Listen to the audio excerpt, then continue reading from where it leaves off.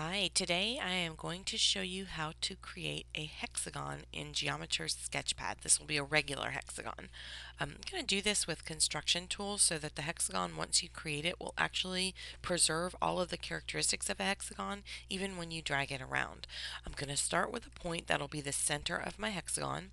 And then I'm just going to create a second point that will indicate the length of my radius. From there, I'm going to select both points and construct a segment between them. Once I have the segment constructed, I'm going to select the center point as a rotation point. So this is now going to be the center of my rotation. I did that by double clicking on that point.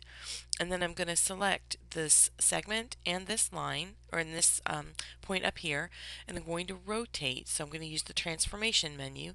I'm going to rotate, and I'm going to do a 60-degree rotation. It'll default to 90, but you can change it to 60.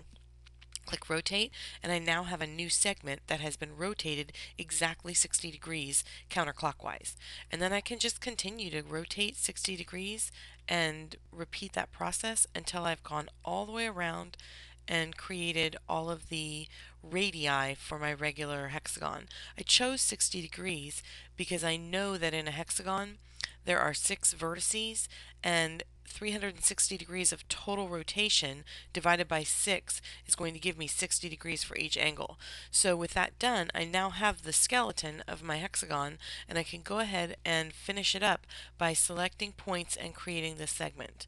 So I'm going to select these two, construct this segment, and then I'm going to just repeat that. And notice I'm going to click in the white area to deselect everything.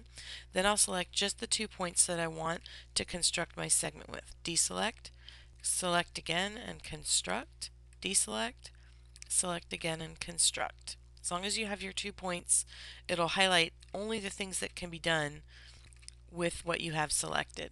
So here I'm just about to finish.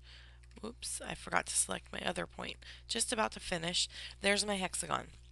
Now, I can take any point on this hexagon and I can rotate it, drag it in and out, and it's going to hold the properties of a regular hexagon.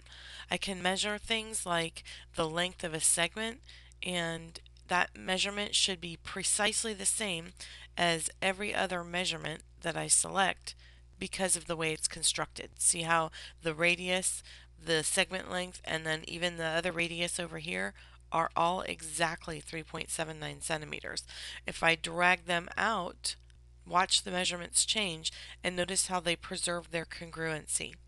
I can also do this with angles. I can mark 3 points and then measure the angle that they create, and that's precisely 60 degrees. I can repeat that with another 3 points, and as long as I select them in order, it will allow me to measure the angle that's the center of the 3 points I select. And there's the angle measure for all 3.